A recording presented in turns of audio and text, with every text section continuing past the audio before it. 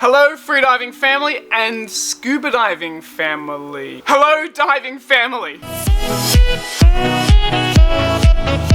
Today I'm going to talk about freediving and scuba diving, how they relate, how they're different, and which one is better. Just to clarify, I love both freediving and scuba diving. Neither is better, and they both have their place. But one of the more common comments that goes across all my social media sounds like this.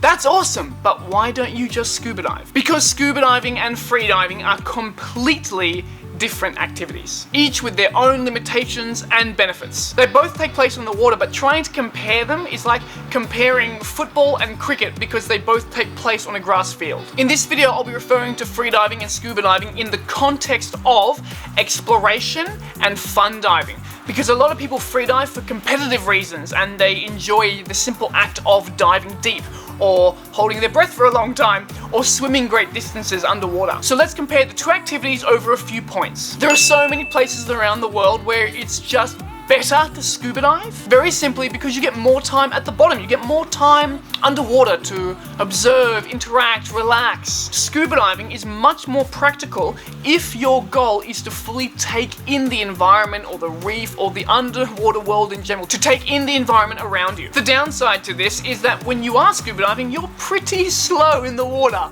So if there are fast moving animals in the water or you want to get somewhere really quickly, usually you're too slow to keep up. If a diver is free diving, then they're wearing a lot less gear and they're usually wearing long fins, which makes them very fast and agile in the water. A freediver can also cover more ground because they can swim around on the surface and then dive down onto points of interest. So the dive site that they're exploring tends to be in general a bit bigger. I mean, the reason why I personally started freediving was because I was scuba diving and I got a little bit bored with just observing. I loved the sensation of being underwater, of being weightless, but I needed something that was a little bit more engaging and a little bit more challenging. There is nothing in the ocean that makes noise quite like a scuba diver, and all the aquatic life know it. When you're freediving, fish and mammals are not so afraid of you or skittish as they would be if you were on scuba. They let you come closer to them and they come closer to you. You become just a big fish in the ocean and usually a point or a source of curiosity. But once again, you're always limited by the actual time you can remain underwater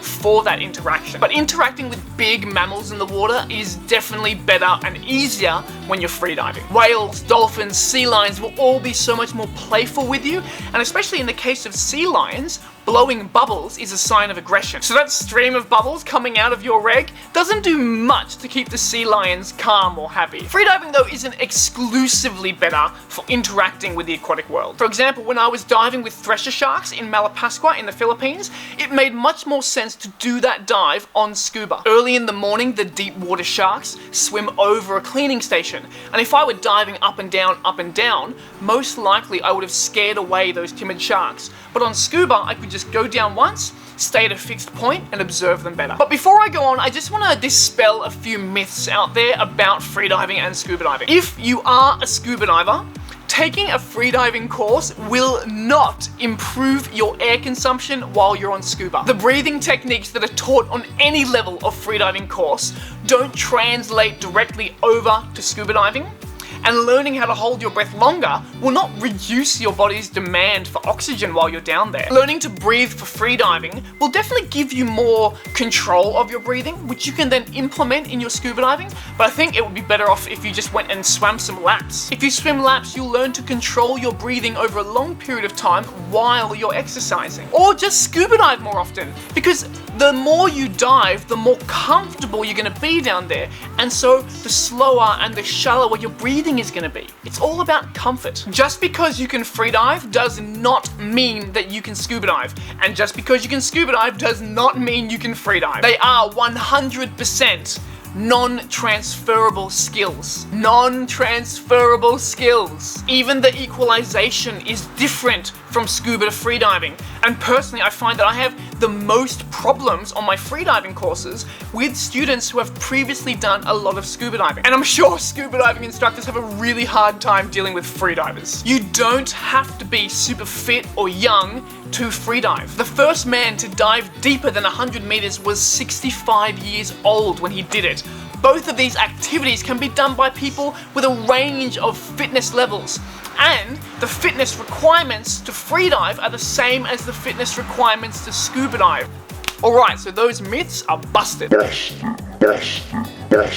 So also, the way that people learn to freedive and the way that people learn to scuba dive are very, very different. Scuba diving is learned primarily by developing knowledge and then by developing skills. Freediving is the same, except that freediving students develop their knowledge, they develop their skills, but then they also develop their ability, or their body's ability. Their body's abilities and limits are extended as they train, continue to dive, and adapt their body more and more to freediving. Now, I know that the body adapts to elements of scuba diving as well, but I just don't think it's quite the same. And it does seem, at least to me, that it is experience and greater skills that allow a scuba diver to attempt more and more advanced or technical dives, and not so much their body's actual ability. So those are just some of my thoughts about the relevance and the differences between the two. I'd love to hear what you guys think in the comments.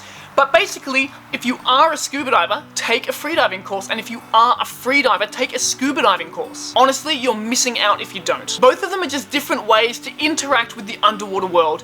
Not better, not worse. They're just different activities suited for different situations. If you did enjoy the video, make sure you hit the like button, and if you are new here, then subscribe. I make tutorials aimed at improving your freediving. And whether you're holding your breath or whether you're breathing, I will see you in the water somewhere. I'm Adam Stern. I hold my breath and dive really deep. Make sure you check this video out because I think you'll like it. Otherwise, this is the most recent video that I've posted to my channel.